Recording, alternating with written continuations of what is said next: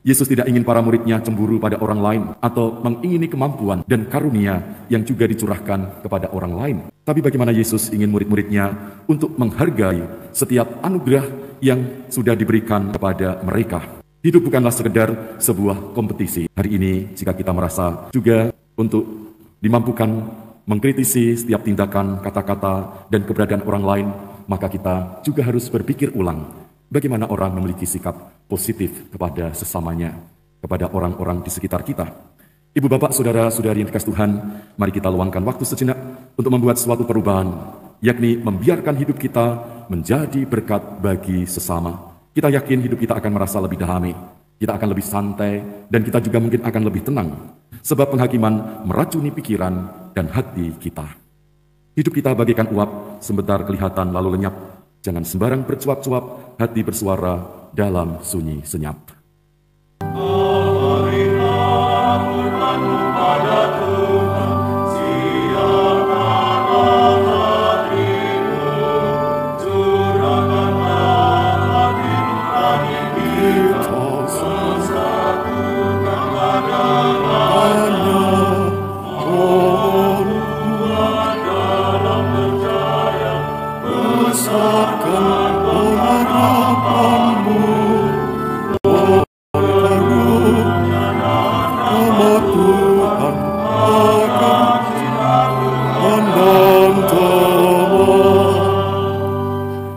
Dalam nama Bapa dan Putra dan Roh Kudus.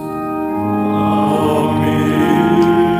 Semoga rahmat Tuhan kita Yesus Kristus, cinta kasih Allah dan persekutuan Roh Kudus bersamamu. Romo, frater, suster, ibu, bapak, saudara, saudara kasih Tuhan, hari ini kita bersamaan gereja merayakan Santo Polikarpus, seorang uskup dan martir. Polikarpus merupakan salah satu bapak apostolik, bagaimana ia mengenal para rasul secara langsung dan secara khusus menjadi murid Rasul Yohanes. Oleh para rasul ia dipercaya untuk menjadi uskup di Smyrna.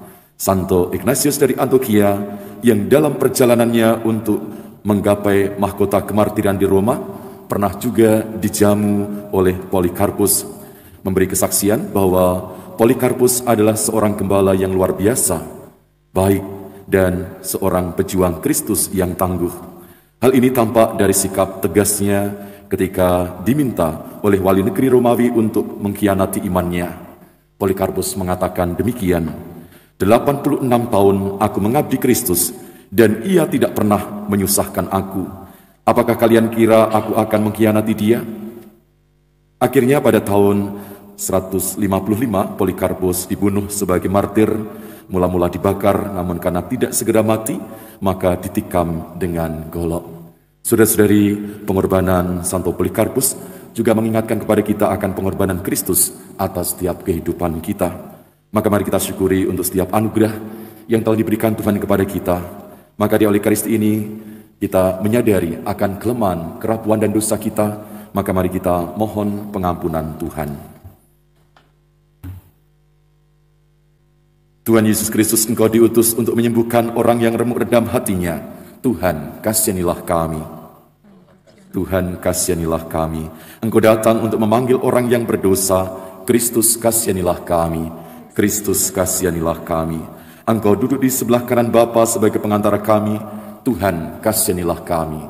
Tuhan, kasihanilah kami. Semoga Allah yang Maha Kuasa mengasihani kita, mengampuni dosa kita, dan menghantar kita ke hidup yang kekal. Marilah berdoa.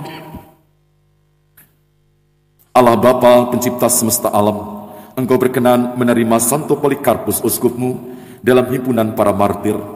Semoga berkat doa permohonannya, kami yang mengambil bagian dalam piala sengsara Kristus, Kau perkenankan hidup dalam kuasa Roh Kudus.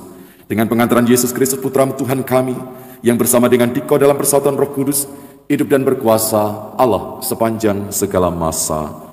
Amin. Bacaan dari surat Rasul Yakobus. Saudara-saudara terkasih, ada di antara kalian yang berkata, hari ini atau esok kami berangkat ke kota Anu, dan di sana kami akan tinggal setahun, dan berdagang serta mendapat untung. Padahal kalian tidak tahu apa yang akan terjadi esok. Apakah arti hidupmu? Hidupmu itu seperti uap yang sebentar saja kelihatan lalu lenyap. Seharusnya kalian berkata, jika Tuhan mengendakinya, kami akan hidup dan berbuat ini dan itu. Tetapi sekarang kalian memegahkan diri dalam congkakmu, dan semua kemegahan yang demikian adalah salah.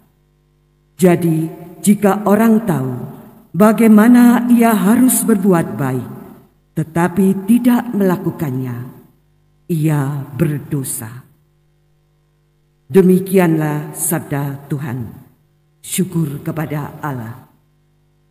Berbahagialah orang yang miskin di hadapan Allah, sebab merekalah yang mempunyai kerajaan surga. Berbahagialah orang yang miskin di hadapan Allah, sebab merekalah yang mempunyai kerajaan surga. Dengarlah, hai bangsa-bangsa sekalian, pasanglah telinga, hai semua penduduk dunia, baik yang hina maupun yang mulia, baik yang kaya maupun yang miskin. Berbahagialah orang yang miskin di hadapan Allah, sebab merekalah yang mempunyai kerajaan surga. Mengapa aku takut pada hari-hari celaka, pada waktu aku dikepung oleh kejahatan para pengejarku, yang percaya akan harta bendanya dan memegahkan diri karena banyaknya kekayaan mereka? Berbahagialah orang yang miskin di hadapan Allah, sebab merekalah yang mempunyai kerajaan surga. Tidak seorang pun dapat membebaskan diri atau memberikan tebusan kepada Allah ganti nyawanya. Terlalu mahallah harga pembebasan nyawanya, dan tidak terjangkau untuk selama-lamanya kalau ia ingin hidup abadi dengan tidak melihat liang kubur. Berbahagialah orang yang miskin di hadapan Allah, sebab merekalah yang mempunyai kerajaan surga. Sungguh, ia akan melihat orang-orang yang mempunyai hikmat itu mati. Orang-orang bodoh dan dungu pun semuanya binasa dan meninggalkan harta benda mereka untuk orang lain. Berbahagialah orang yang miskin di hadapan Allah, sebab merekalah yang mempunyai kerajaan surga. Haleluya, haleluya, haleluya, haleluya, haleluya, haleluya, haleluya, haleluya. Akulah jalan kebenaran dan kehidupan, sabda Tuhan. Tiada orang sampai kepada Bapa tanpa melalui aku. Haleluya, haleluya, haleluya, haleluya, haleluya, haleluya, haleluya, haleluya. Tuhan bersamamu. Inilah Injil suci menurut Markus. Dimuliakanlah Tuhan. Pada suatu hari Yohanes berkata kepada Yesus, "Guru, kami melihat seorang yang bukan mengikuti kita mengusir setan demi nama-Mu. Lalu kami cegah orang itu karena ia bukan pengikut kita." Tetapi Yesus berkata, "Janganlah kalian cegah dia, sebab tak seorang pun yang telah mengadakan mujizat demi nama-Ku dapat seketika itu juga mengumpat Aku. Barang siapa tidak melawan kita, ia memihak kita." Demikianlah sabda Tuhan. Terpujilah Kristus. Romo, ibu bapak, saudara-saudari, para suster yang terkasih dalam Tuhan, sebagaimana dalam bacaan-bacaan hari ini, kita diteguhkan kembali betapa berbuat baik menjadi sebuah panggilan bagi setiap orang untuk mengisi hari-hari hidup kita. Secara khusus bacaan Injil hari ini diambil dari bagian Injil Markus, di mana para murid seringkali secara konsisten menunjukkan diri mereka yang bertentangan dengan apa yang sebenarnya diinginkan Yesus. Setelah Yesus menyampaikan kepada murid-muridnya kebenaran yang mengejutkan bahwa Yesus akan diserahkan ke tangan manusia, mereka segera mulai berdebat di antara mereka sendiri tentang siapa di antara mereka yang terbesar, dan itulah yang mendapat juga teguran dari Yesus. Beberapa saat kemudian ketika orang tua membawa anak-anak kepada Yesus untuk diberkatinya, para murid menolak mereka dan Yesus juga menegur murid-muridnya lagi. Injil yang baru kita dengarkan berada di antara dua peristiwa itu, di mana para murid mencoba untuk menghentikan orang lain yang berbuat baik dalam nama Yesus hanya karena mereka bukan bagian dari lingkaran murid Yesus. Sehingga Yohanes berkata kepada Yesus, "Guru, kami melihat seorang yang bukan pengikut kita mengusir setan demi namamu. Lalu kami cegah orang itu karena ia bukan pengikut kita." Saudara-saudari yang terkasih, apakah para murid sedikit iri dengan kemampuan orang lain yang mengusir setan? Apakah mereka ingin memiliki kekuatan seperti yang dimiliki oleh orang lain? Maka Yesus berkata kepada Yohanes, "Jangan kalian cegah dia. Jika seorang melakukan perbuatan baik atas namaku, lalu apakah seketika itu juga akan mengumpat aku?" Kemudian Yesus menambahkan, "Barang siapa tidak melawan kita, ia memihak kita." Saudara-saudari, hari ini Yesus memberi penegasan kepada kita. Tidak jarang kita cepat reaktif dan menghakimi sesama hanya karena satu dua hal yang menurut pandangan kita paling benar. Padahal kita harus selalu siap dengan segala kemungkinan dengan siapa kita sedang bergaul.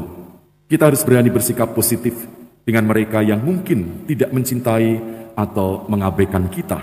Kita mungkin tidak terlalu peduli tentang apa yang orang lain pikirkan tentang kita. Kita seringkali berpandangan sempit, hanya mau berteman dengan orang-orang yang menyenangkan kita. Yesus menginginkan kepada para muridnya agar benar-benar bebas. Yesus tidak ingin para muridnya cemburu pada orang lain atau mengingini kemampuan dan karunia yang juga dicurahkan kepada orang lain. Tapi bagaimana Yesus ingin murid-muridnya untuk menghargai setiap anugerah yang sudah diberikan kepada mereka. Hidup bukanlah sekedar sebuah kompetisi. Hari ini jika kita merasa juga untuk dimampukan mengkritisi setiap tindakan, kata-kata, dan keberadaan orang lain, maka kita juga harus berpikir ulang bagaimana orang memiliki sikap positif kepada sesamanya, kepada orang-orang di sekitar kita.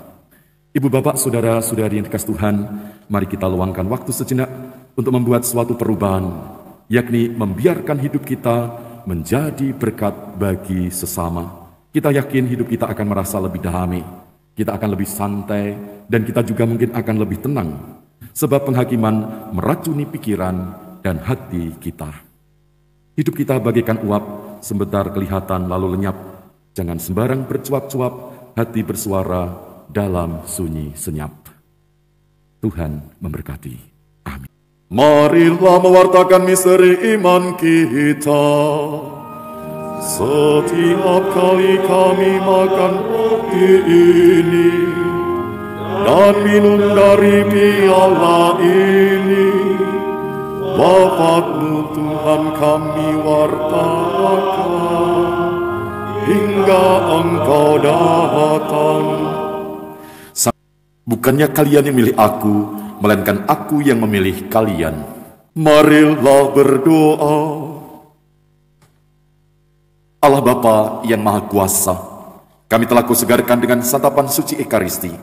Semoga seperti Santo Polikarpus, kami semakin menghayati iman dan mewujudkannya dalam perkataan dan perbuatan sehari-hari, sampai kami Kau persatukan dengan para kudus-Mu di surga, dengan pengantaran Kristus Tuhan kami.